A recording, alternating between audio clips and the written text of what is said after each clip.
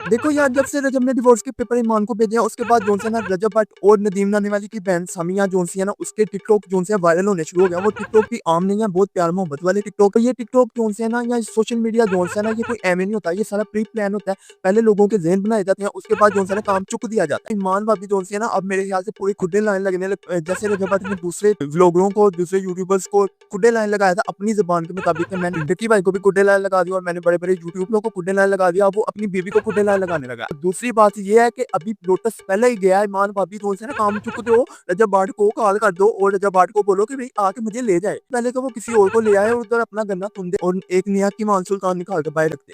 तो ये पछता है क्या हो जब चिड़िया चुग गई खेत। खेत चुगने से पहले जोन से ना आप अपना दाना चुग ले और दाने को जोन से ना रजब भट्ट के ऊपर फेंक के पीछे से झटके लगाए और रजब भट्ट मीट मारेगा तो पूरा तेल लगा के अंदर डाल दे। इसमें झिझकने वाली कोई बात नहीं है। आपका हस्बैंड है, अभी भी पहला नोटिस आया, आप काम चुक दो से पहले कि नदीम नानी वाला बादी ले जाए और आप जोन से ना किसी टीएं लगाते रह जाओ अपनी मम्मा और भाई के साथ। देखो ओन शेख जोन सा ना, उसने अपनी बहन का सही से गलत तबाह किया। मेरे ख्याल के मुताबिक सबसे बड़ा ईमान का दुश्मन जोन सा है वो उसका भाई है और उसकी माँ है। सबसे पहले तो मैं उसके भाई की बात करता हूँ। उसने अपनी बहन का जिस तरह सत्यानाश किया ना, उस तरह मेरे ख्याल से कोई भी भाई नहीं करता है। वो पहले दिन से ही चाहता था कि रजब भट्ट की जगह पे मैं आ जाऊँ और रजब भट्ट जितना मशहूर है ना, उससे ज्यादा मशहूर मैं हूँ। गर्दन में सरिया था, मानना कि रजब भट्ट की गर्दन में भी सरिया था, लेकिन जोन सा ना ओन शेख की गर्दन में भी सरिया था। भाई वो नहीं चाहता था कि भाई मेरी बहन का घर बसे। ईमान की गर्दन में भी सरिया था, वो भी नहीं थी चाहती कि भाई मेरे से ऊपर कोई हो। पता नहीं, मेरे ख्याल से ये सैगल खानदान से आए हुए हैं सारे एक दूसरे से। मैंने रजब भट्ट के व्लॉग्स भी देखे थे, उसके अंदर भी जोन सा ना ईमान और ओन शेख, ईमान खास तौर पे वो थोड़ी एटीट्यूड वाली लगती थी। लोग कहते हैं ये मासूम मासूम है, लेकिन ऐसे नहीं होता भाई, बंदा बंदा ही होता है। उसके काम के अंदर जो भी वो काम कर रहा है अजीब नजरों से देखती थी, यानी कि उसके काम में काम से ना खुश थी। हालांकि उसने अपने भाई को भी सोशल मीडिया के ऊपर लेके आई, लेकिन वो चाहती है कि मेरा बंदा सोशल मीडिया के ऊपर ना हो या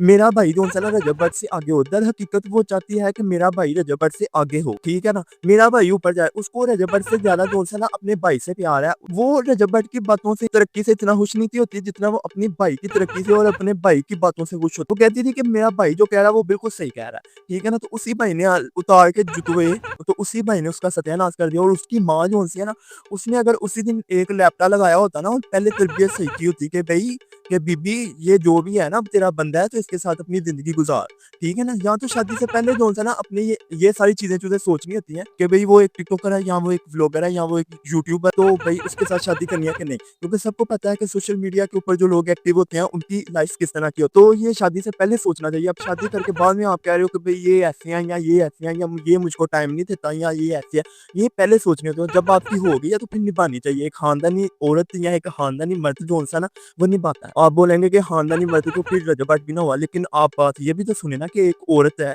वो किसी की शादी में है। मिसाल के तौर पे अगर मेरी शादी में ही कोई औरत है, मेरी बीवी है, तो वो अगर मसलन 1 साल जाके अपने घर बैठ जाए और मैं यूट्यूब या सोशल मीडिया के ऊपर कोई काम कर रहा हूँ तो वो कहे कि भाई मेरे बच्चे का नाम नहीं लेना या वो मेरा ऐसे नाम नहीं लेना, तो वो सिर्फ उसका बच्चा नहीं है, वो मेरा भी बच्चा है। मैं सबसे पहले तो पूछूं कि बीबी क्यों, मैं अपने बच्चे का नाम क्यों ना लूं। और दूसरी बात ये है कि तुम मेरे काम के अंदर अमल दखल क्यों कर रही हो। कमाना मेरा काम है, खाना और लगाना तुम्हारा काम है, ठीक है ना।